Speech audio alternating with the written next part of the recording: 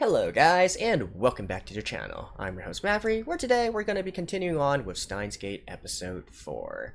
So, last episode, I think we have at least confirmed, maybe confirmed, question mark, that the evil organization or whatnot of this anime is CERN, although to be honest I still have my doubts about that. And while snooping around the emails of the employees of CERN, apparently they discovered that something bad has happened and that they are lying to the public. So we'll see what's up with that, but somehow I don't quite buy that they are the big evil organization that's going to take over the world.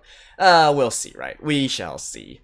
We've also confirmed that, apparently through some way or another, they are now able to time travel, and maybe, John Teacher also explained a little bit more about the mechanics of time travel for this world, but again, none of this is completely confirmed yet. We'll have to let them go through an actual time travel experience in order to confirm that. So, let's just see what's in store for this episode. Now let's begin in 3, 2, 1, play.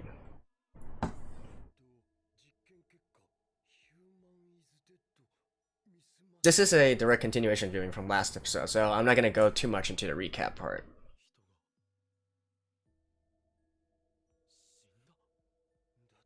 Yeah.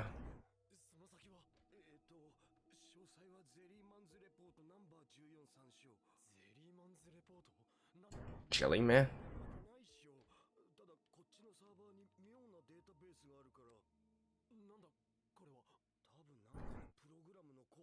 And Hex.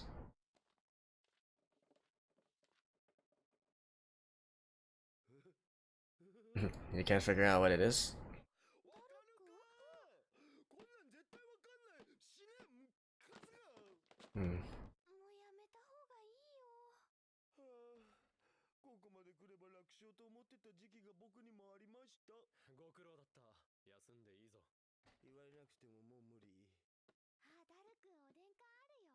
Somehow I feel like I've seen that kind of code before. But then again, I'm not exactly a programmer. Ah, okay. But that would make... Alright.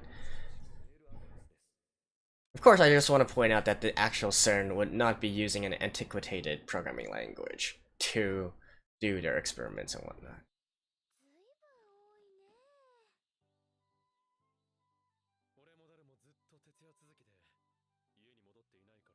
Oh, by the way, I believe the version I'm currently using is a modified subversion of Steinsgate. I know you can watch it on the channel, on the YouTube channel and whatnot, but I wanted to use more accurate subtitles.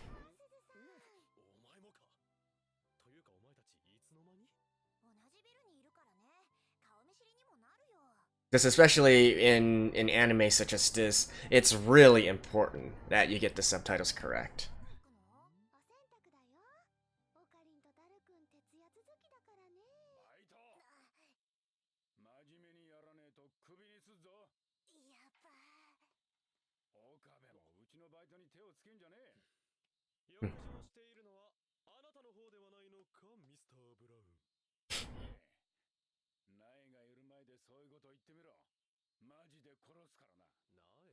Another person?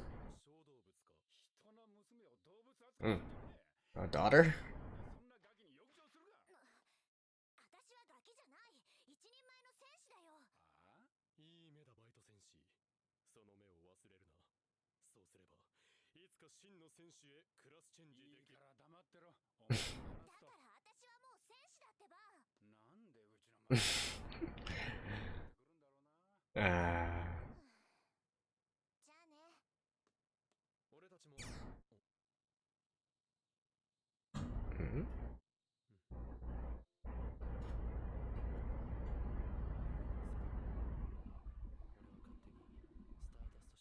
Stardust handshake.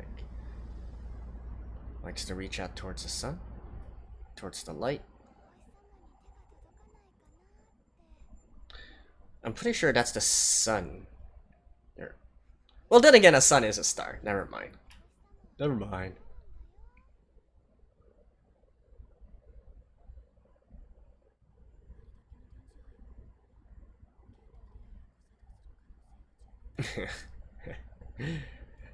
She's like, what in the world is happening? Time travel cannot be possible.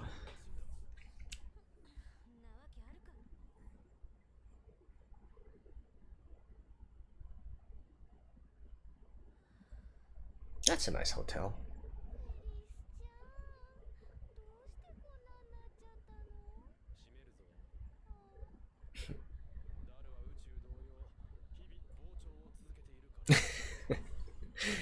That's a sick burn.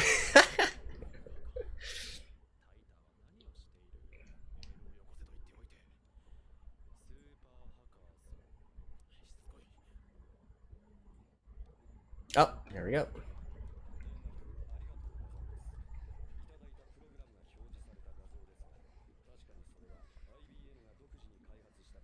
Really?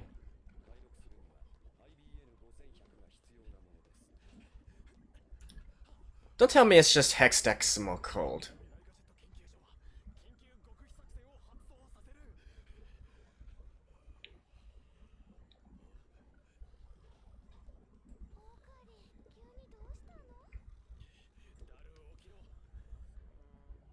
If it's just hexadecimal code, I'm gonna be so mad. Like, there's no way that... It's something that you can literally just Google, right?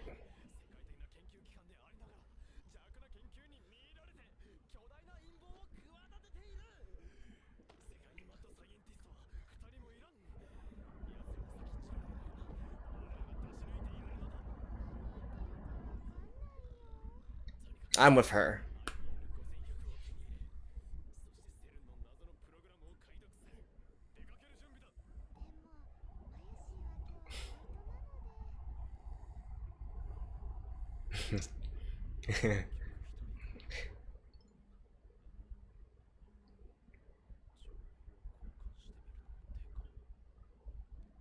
Oh. Oh.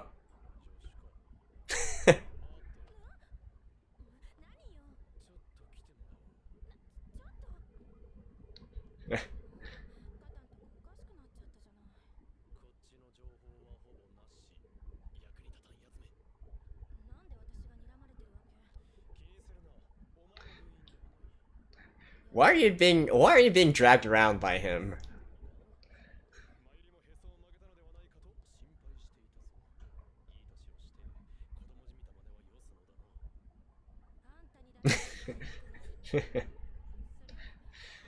But he does have a point, you know. You can't just put your head in the sand and you can't just stick your head in the sand and refuse to accept results or refuse to accept a certain theory.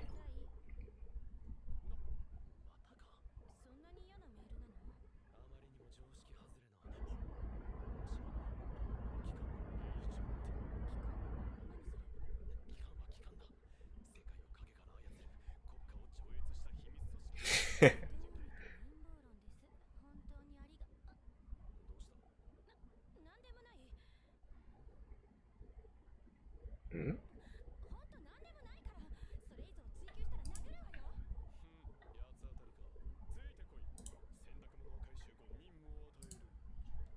To recover the laundry.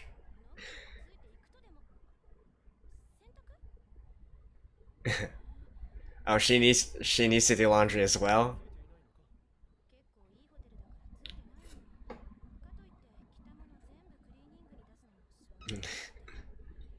Okay.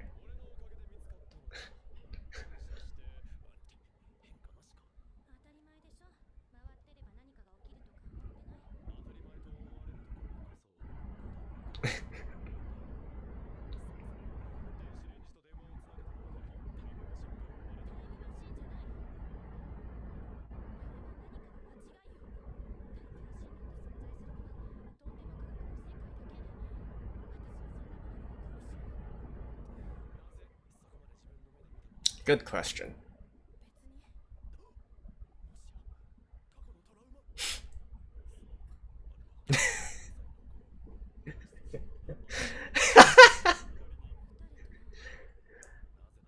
I wonder if that's a reference to another story, but I'm not completely sure about that part.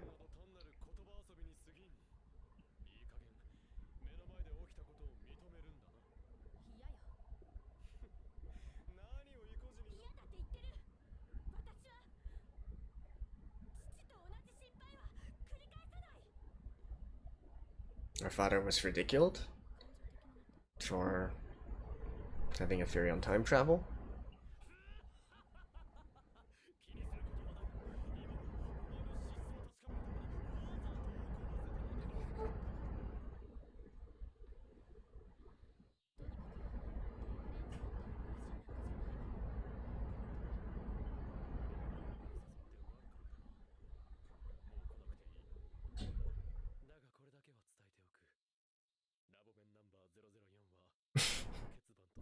What are you acting all cool for? Oh my god. This dude.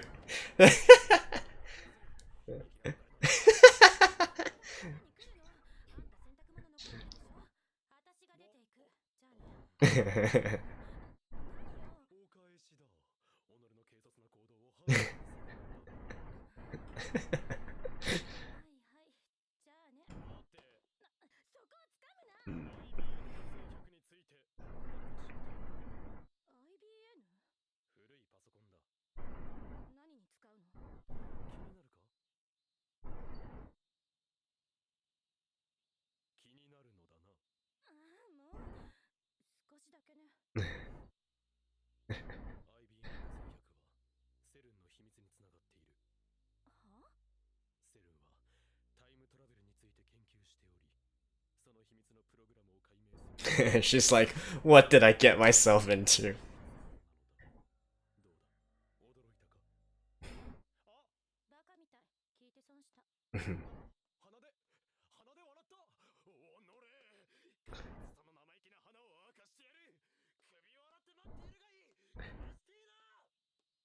Christina.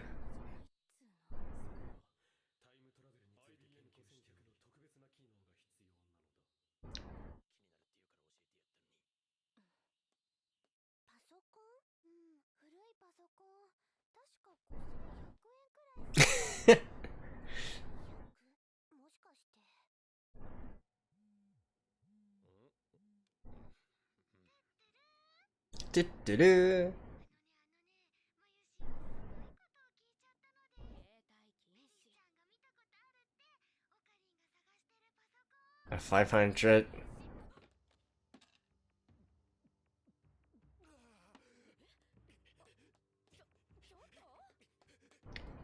Did he even give enough money?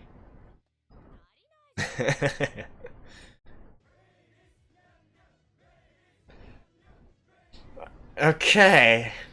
They actually work as underground idols as well? Oh no, wait, this is directly in the maid cafe shop.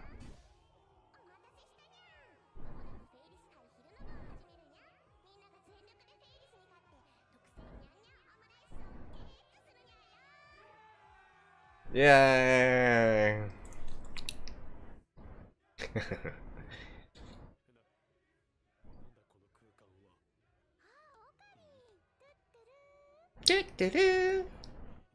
Ah, that is seriously cute.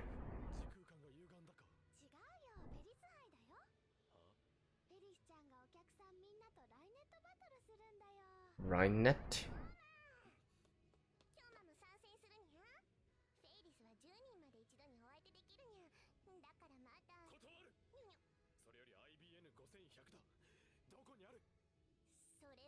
You need to beat me first?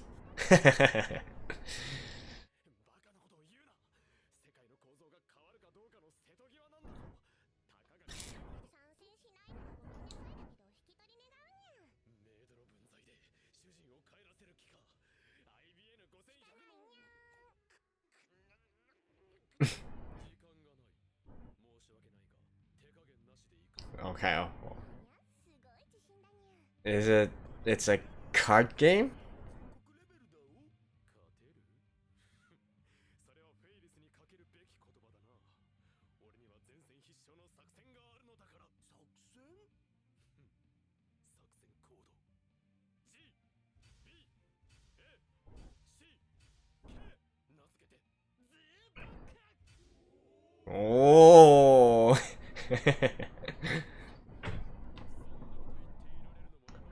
It's gonna be something ridiculous.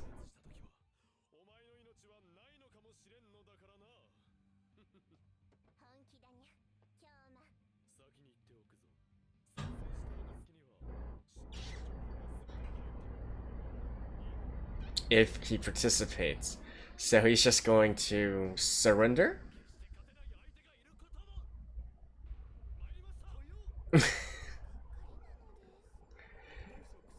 As long as he participates, right?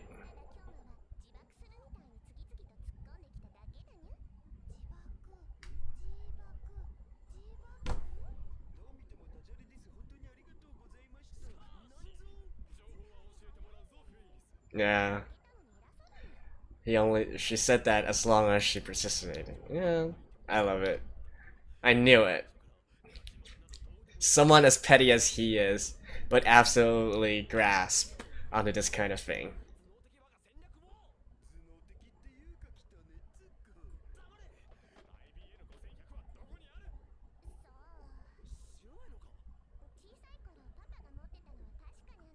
Hmm.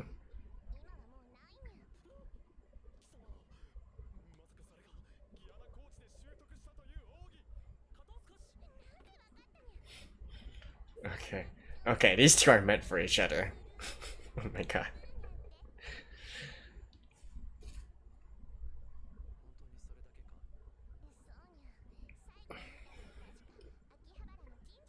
Akihabara Shrine?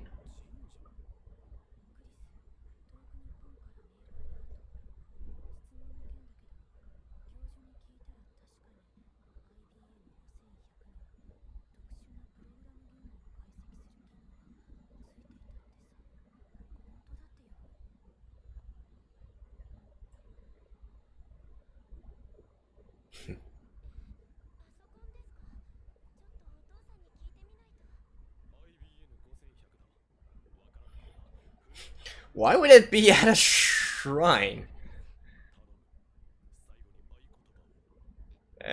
Sai Kanguru?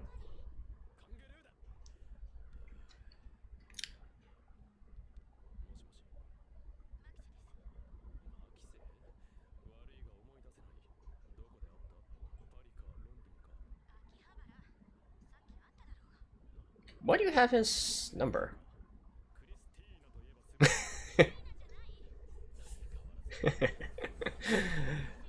Now I want to call her Christina as well.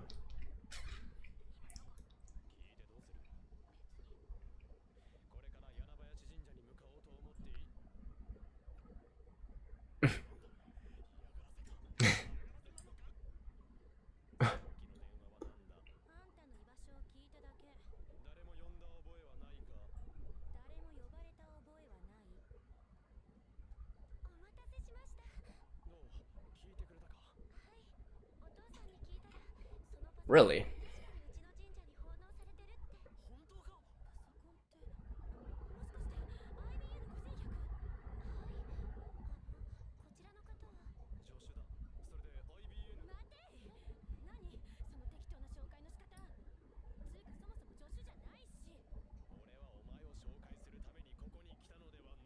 Yeah.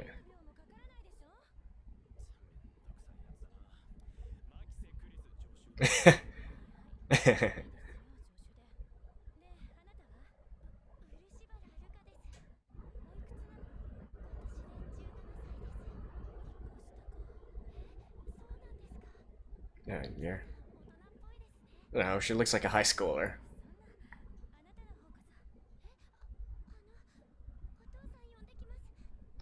Is he gonna tell her? No. No.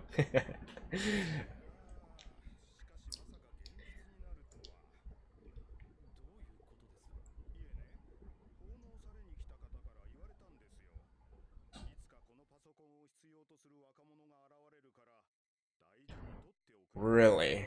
Don't his future self donate it to this shrine? I'm guessing now. It has to be related somehow. Ooh, there we go.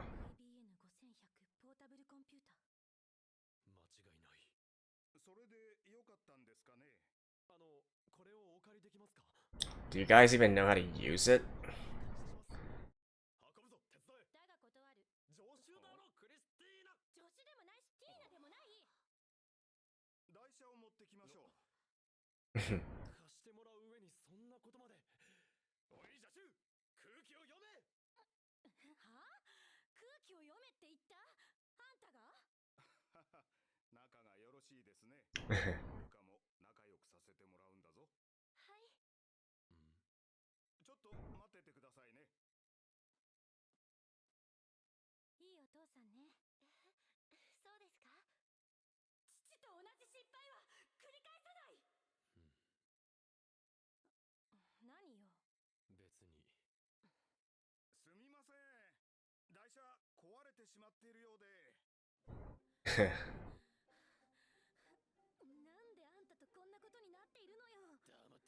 Ah, come on. Well, actually, it's probably pretty heavy. Never mind.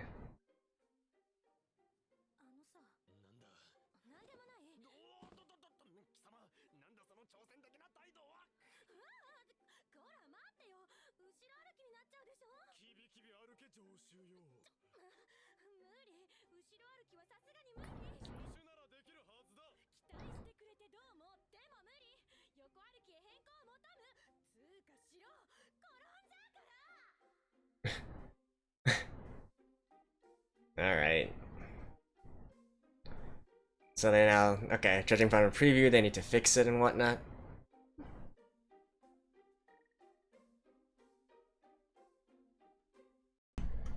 Alrighty, so that was episode 4, and for this one I had to give myself a little bit of time to settle down in regards to information, especially in regards to the computer, because some things didn't really make sense to me, but I think I get the general idea now. So basically that was hexadecimal that was shown on the computer screen, right? So there's not really anything special about that. It's basically a base 16 system for inputting numbers. You turn 0, 1, 2, 3, 4, 5, 6, 7, 8, 9, 10 into base 16, and it has a different representation of numbers there, right? And I was really curious as to why why Rintarou wasn't able to understand what that actually meant, especially since that's used in all programming languages.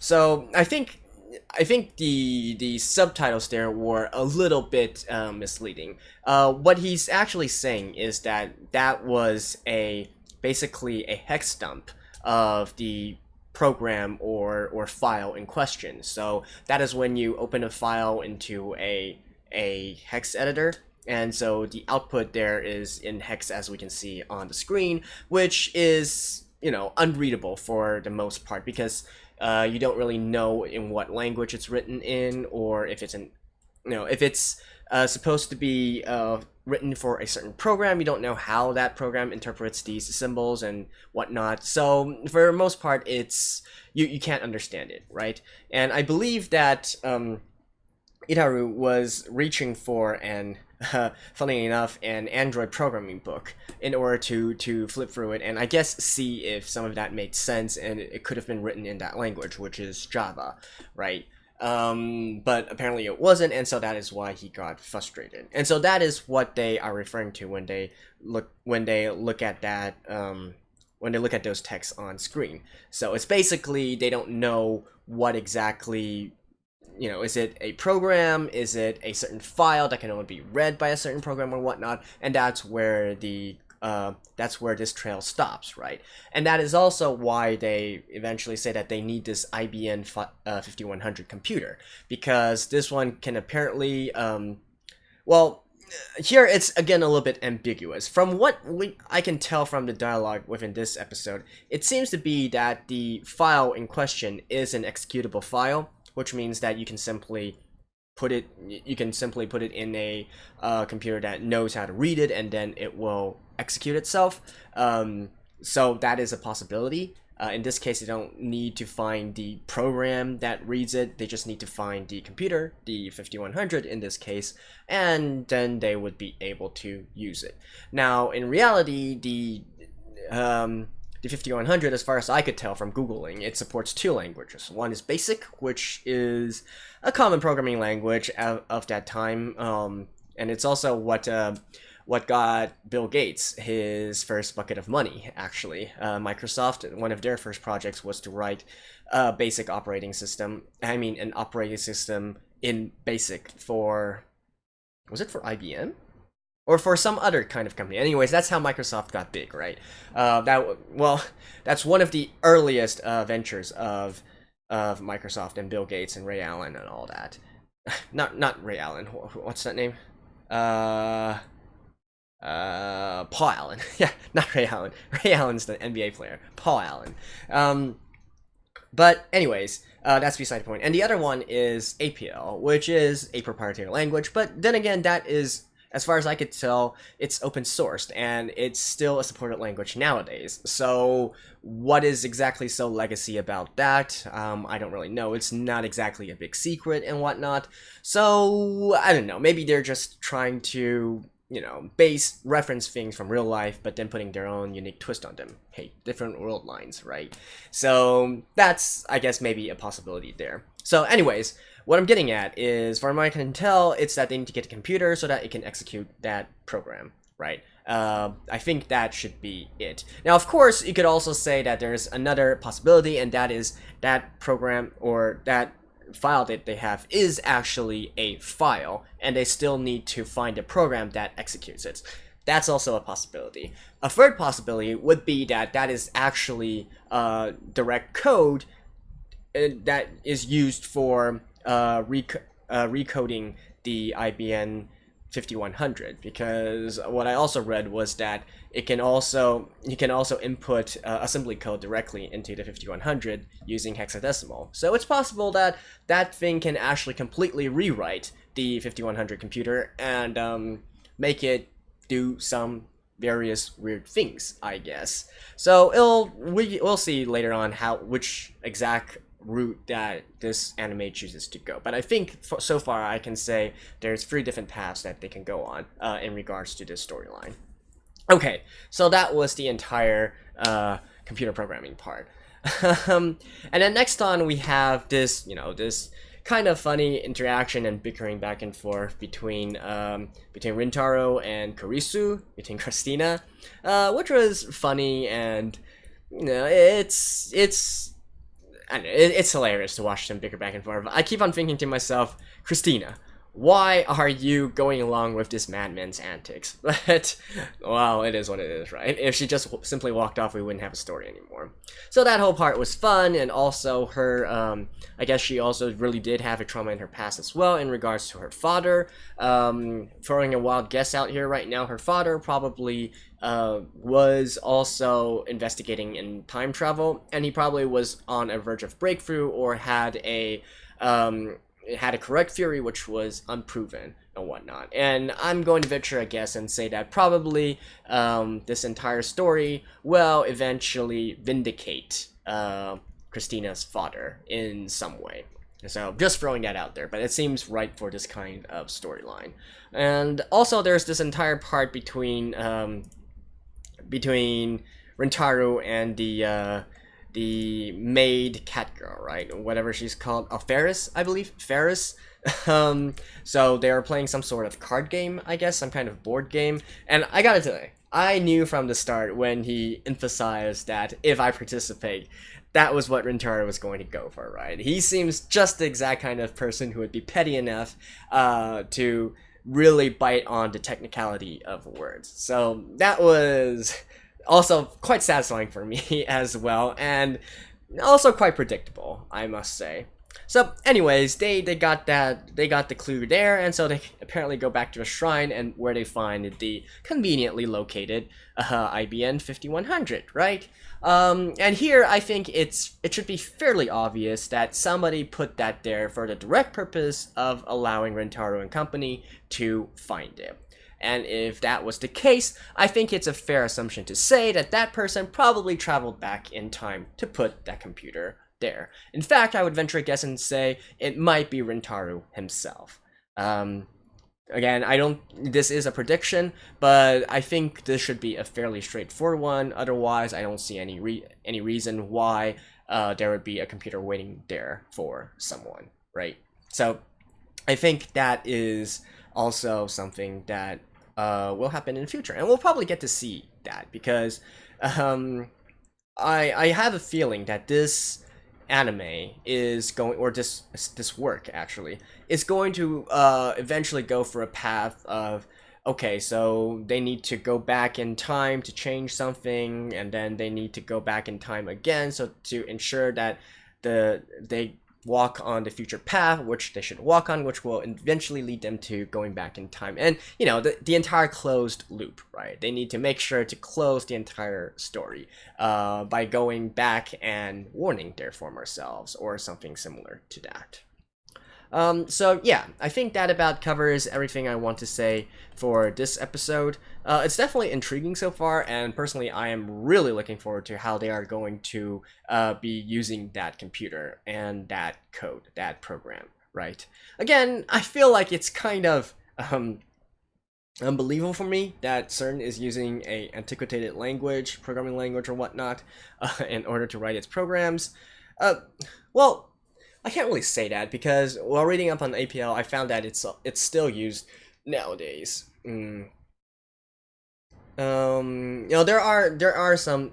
See, typically when you have legacy systems, it's because of legacy, right? It's because it was originally adapted and already used for some systems, and so eventually you need to keep on using it because you don't want to change the backbone of your entire infrastructure, right? Now, the reason why I don't think it applies here is because CERN at that time was a relatively new foundation, right? It's using shiny new stuff, if you will. So that's why I would say they wouldn't work on this kinds of backwards program and whatnot.